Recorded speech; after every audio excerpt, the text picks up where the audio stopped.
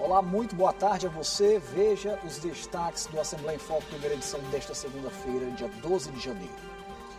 O presidente da Assembleia Legislativa, deputado Iracema Vale, visita o município de Bacabal, onde as forças de segurança pública estão empenhadas em localizar 2 crianças desaparecidas. Levantamento aponta aquecimento do turismo no Maranhão. Creche Escola Sementinha promove semana pedagógica com foco em emoção, saber e tecnologia. Você vai ver ainda a Secretaria de Estado da Saúde intensifica ações de combate ao mosquito transmissor da dengue. O F1 começa agora.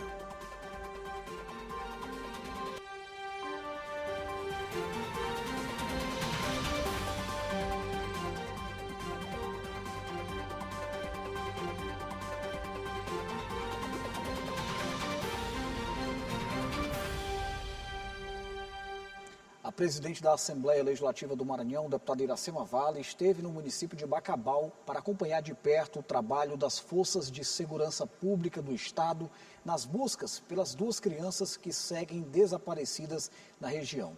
Durante a visita, a parlamentar se reuniu com representantes da segurança, recebeu informações sobre o andamento das operações e reforçou o apoio institucional às equipes envolvidas, que atuam de maneira integrada e ininterrupta na tentativa de localizar as crianças, além de prestar assistência às famílias. A presidente da Assembleia Legislativa, a deputada Iracema Vale, falou sobre os trabalhos. A gente está aqui hoje em Bacabal, aqui no Quilombo. Viemos, enquanto presidente da Assembleia Legislativa, prestar nossa solidariedade ao povo de Bacabal e aqui a mãe, né, das crianças, porque eu também sou mãe, sou vó, sou mulher e a gente se preocupa muito. Então, durante esses dias todos, a gente tem feito corrente de oração, mas também tem acompanhado atentamente, né, todas as providências que estão sendo tomadas. O prefeito Roberto Costa é um prefeito muito atuante, que está nessas buscas como tratando esse caso como as crianças fossem filhas dele mesmo, e a gente fica muito feliz e reconfortante, porque a gente vê aqui todas as providências sendo tomadas, todas. Equipe médica, corpo de bombeiro, polícia militar, a gente vê aqui o Exército Brasileiro, o governador Carlos Brandão não mediu esforços para que estivéssemos todos procurando essas crianças, e a gente roga a Deus que elas sejam encontradas, né? A gente está atravessando um momento difícil, né? Porque os dias vão passando e a gente vai vendo aí a dificuldade, mas a esperança a gente não pode perder, a fé em Deus a gente não pode perder. E a gente vê que esses homens e mulheres aqui estão trabalhando com toda a dedicação, com todo o afinco, helicóptero, drone, mergulhador, caiaque no rio, muita comunidade aqui ajudando, muitas pessoas solidárias da comunidade entrando no mato, cada um fazendo a sua parte, né? Então hoje a gente veio aqui trazer a nossa solidariedade. Bacabal tem 2 deputados estaduais, deputado Davi Brandão, deputado Florencio Neto, o próprio Roberto Costa era deputado estadual, então a casa, a Assembleia Legislativa está toda preocupada, atenta, querendo que isso se resolva o mais breve possível. Nós viemos trazer aqui o nosso abraço, o nosso sentimento de solidariedade, nos colocar à disposição, né, acompanhar de perto e nos colocar à disposição, rogando a Deus e pedindo o empenho de todos para que isso seja resolvido o mais breve possível. As buscas pelas crianças Ágata Isabelle, de 5 anos, e Alain Michael, de 4 anos, desaparecidas desde o último dia 4 de janeiro na zona rural de Bacabal, no Maranhão, entram no 9º dia com uma força-tarefa mobilizando mais de 600 pessoas, entre agentes de segurança pública, exército, voluntários e peritos, em uma operação intensa em área de mata fechada e de difícil acesso, que já resultou no resgate do primo de 8 anos das crianças, mas ainda não localizou os irmãos, cuja família e moradores da comunidade mantêm esperança por notícias, enquanto as equipes continuam a varredura por terra, ar e com o apoio de tecnologia como os drones térmicos. A creche Escola Sementinha, mantida pelo GEDEMA, está promovendo a Semana Pedagógica com o tema Educar com Inteligência, Emoção, Saber e Tecnologia em Harmonia. Isso reunindo professores e colaboradores em uma programação voltada para o fortalecimento da prática docente e para a preparação do novo ano letivo. Educar com inteligência, emoção, saber e tecnologia em harmonia. Esse é o tema da Semana Pedagógica da Creche Escola Sementinha, mantida pelo GEDEMA, Grupo de Esposas dos Deputados do Maranhão. A semana acontece entre os dias 12 e 16 de janeiro. Durante 5 dias, professores e colaboradores vão participar de uma programação voltada para o fortalecimento da prática docente e para a preparação do ano novo letivo. Será uma semana de muitas trocas, muitos aprendizados, um novo ciclo, repletos de expectativas e em busca de concretizar objetivos que serão importantes e que validarão o nosso trabalho em 2026. A programação teve início com um momento especial de acolhimento, café da manhã, atividades de bem-estar e uma palestra conduzida pela gestora da instituição, marca o primeiro dia, reforçando o cuidado emocional com os educadores e a valorização do trabalho em equipe. A Semana Pedagógica da Creche Escola Sementinha aposta em temas atuais e essenciais para a educação. Ao longo da programação, os professores participam de palestras sobre inteligência emocional, voltadas ao equilíbrio, autoconhecimento e relações no ambiente escolar, e também sobre o uso da inteligência artificial, mostrando que a tecnologia pode ser uma aliada no processo de ensino-aprendizagem, sem perder o cuidado humano que marca a educação infantil.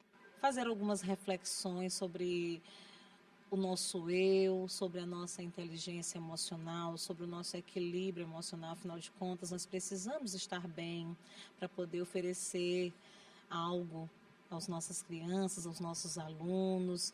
Então é muito importante cuidar primeiro do nosso eu para que a gente consiga fazer uma boa entrega. Com uma programação que une acolhimento, formação e inovação, a Semana Pedagógica da Creche Escola Sementinha, localizada na sede da Assembleia Legislativa, reafirma o compromisso com a qualificação dos educadores e com uma educação cada vez mais humana, atual e transformadora.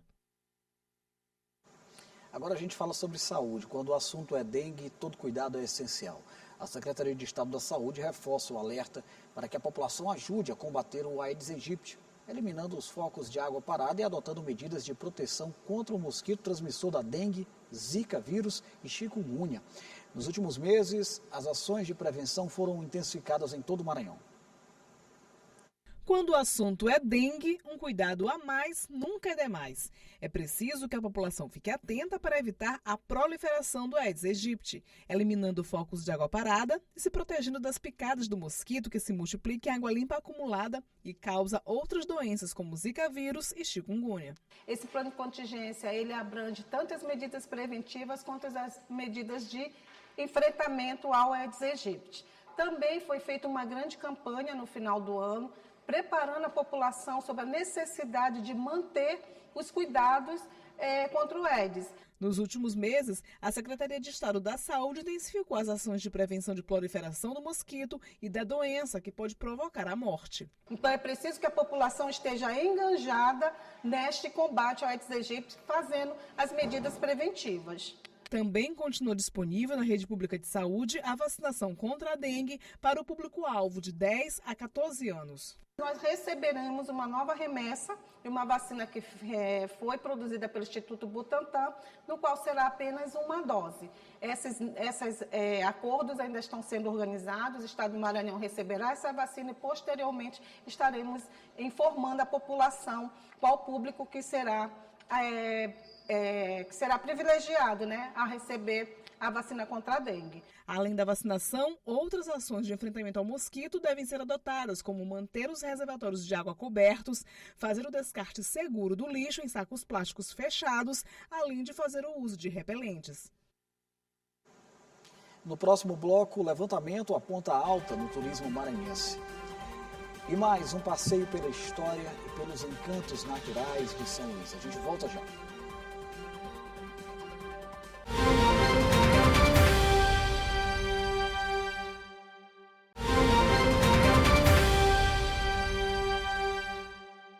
De volta, olha, o ano de 2025 ficou para trás, mas deixou marcas positivas no turismo do Maranhão, que viveu um período de forte crescimento e consolidação como destino cada vez mais competitivo no cenário nacional, com um aumento no número de visitantes, avanço no fluxo aéreo, alta ocupação hoteleira e fortalecimento dos principais polos turísticos, impulsionados pelas belezas naturais, festas tradicionais como o Carnaval e também o São João.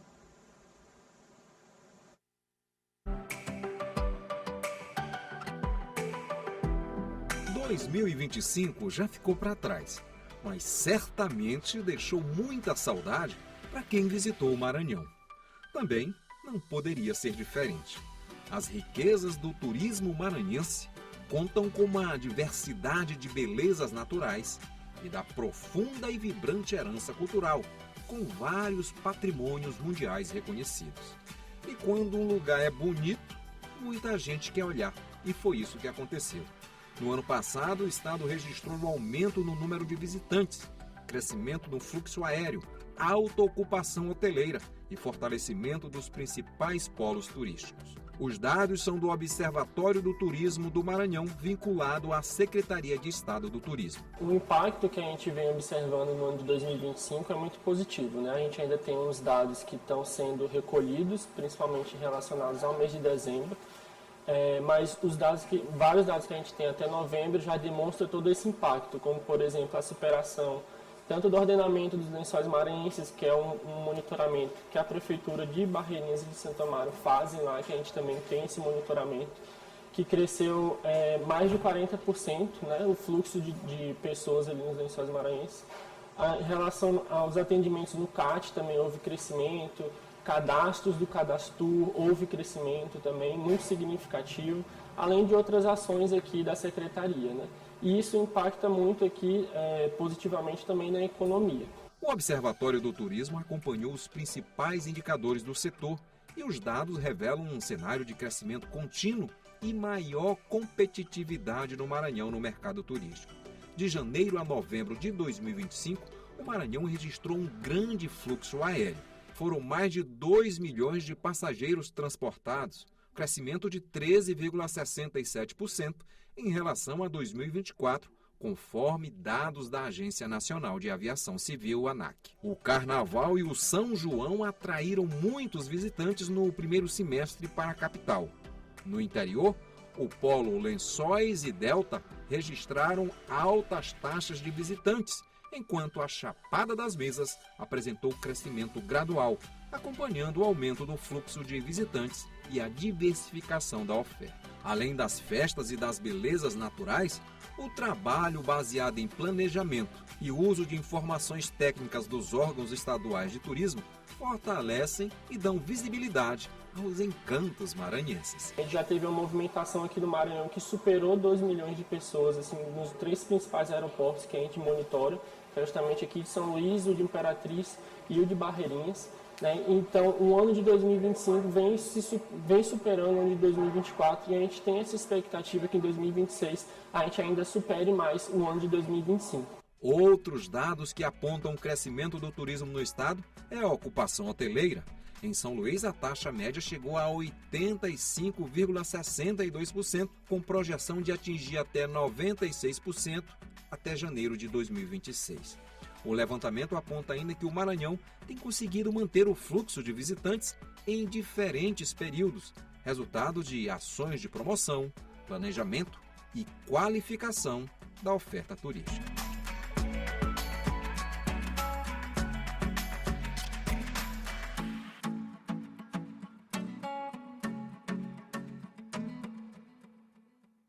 Tem muita coisa boa nesse Maranhão, viu? E com o período de carnaval chegando, as expectativas seguem sendo positivas.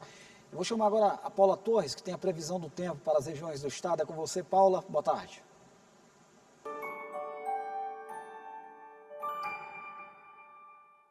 Muito boa tarde para você, você que está acompanhando a gente aqui no AF1. O tempo hoje segue com aquele clima típico de verão, calor e instabilidade. Então, bora conferir como fica para você aproveitar o resto do dia. Em São Luís, ainda rola sol, com muitas nuvens e chances de chuva à tarde. A temperatura vai de 28 a 31 graus. Então, o calor ainda é convidativo para uma água de coco. Mas cuidado com a chuva passageira. Indo para o interior agora, lá em São Domingos do Maranhão, o dia ficou bem parecido, com aquela mistura de sol e nuvens e chuva à tarde. As temperaturas variam entre 22 e 32 graus, quase igual à da capital.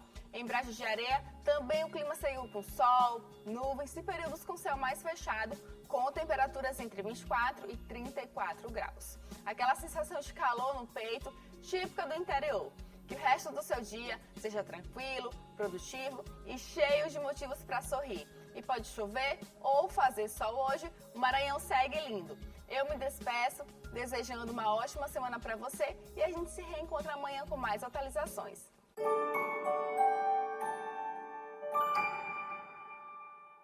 Muito obrigado, Paula. Agora a nossa reportagem faz um passeio pela história e pelos encantos naturais de São Luís, começando pela tradicional Fonte das Pedras, um local que guarda curiosidades desde o período colonial e segue atraindo visitantes, passando por cenários arborizados, relatos de quem visita o espaço e detalhes da arquitetura reconstruída no século XIX.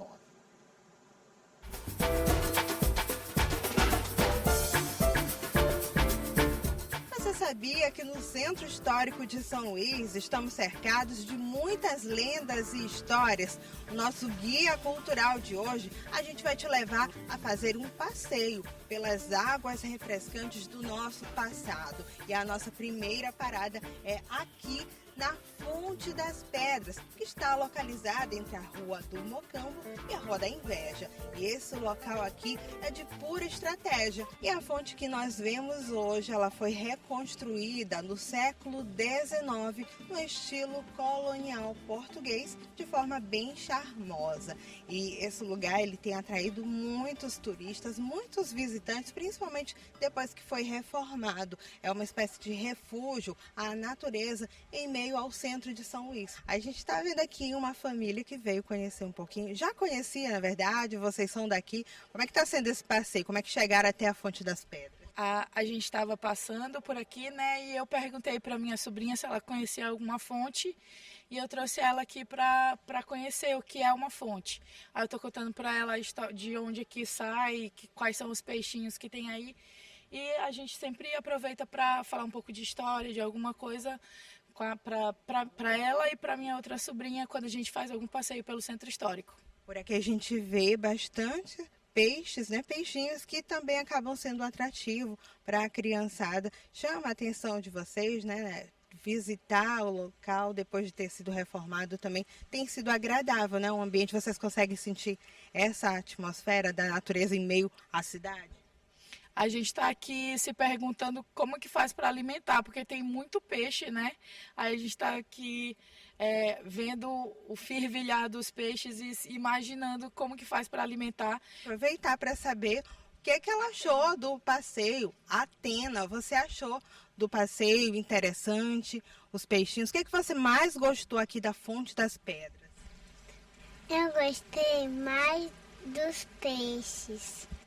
Você já tinha ido em alguma fonte? Já conhecia algum lugar parecido com esse aqui? Sim. E é um convite para você que está em casa também, que quiser conhecer a Fonte das Pedras, esse refúgio da natureza que fica aberto de segunda a sexta, de 8 da manhã até às 17 horas e aos sábados de 8 até meio-dia. É um convite super agradável para quem gosta de ler, para quem gosta de fazer um passeio em família, que também sabe um pouquinho da história, né? Então a gente vai mostrar para você um pouquinho dessas imagens, para você sentir quanto é agradável estar neste local em meio ao centro de São Luís.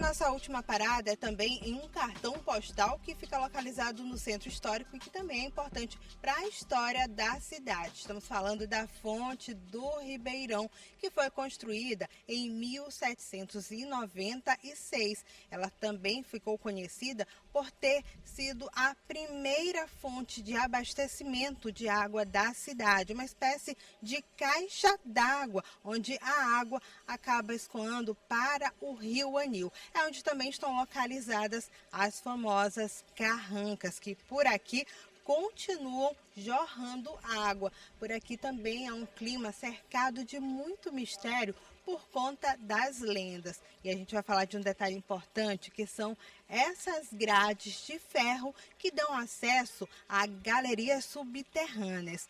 Diz a lenda que os padres faziam um percurso escondido entre as igrejas aos arredores aqui do centro histórico e por isso essas galerias subterrâneas eram utilizadas. Outra lenda muito conhecida aqui da Fonte do Ribeirão é que a cabeça da serpente encantada estaria exatamente aqui neste local.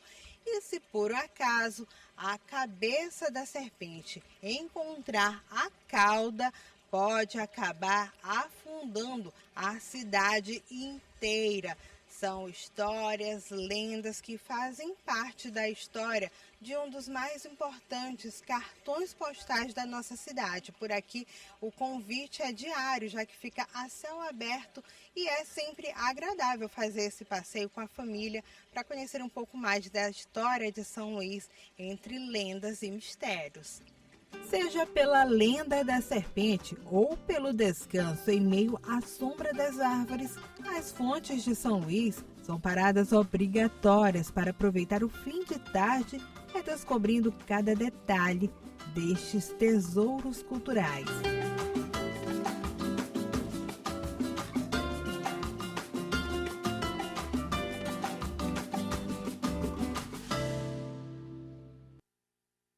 Depois dessa dica de passeio, através da reportagem da Larissa Madeira, a gente encerra por aqui o nosso Assembleia em Foco, primeira edição. Desejo a você uma excelente semana, uma ótima tarde e até amanhã.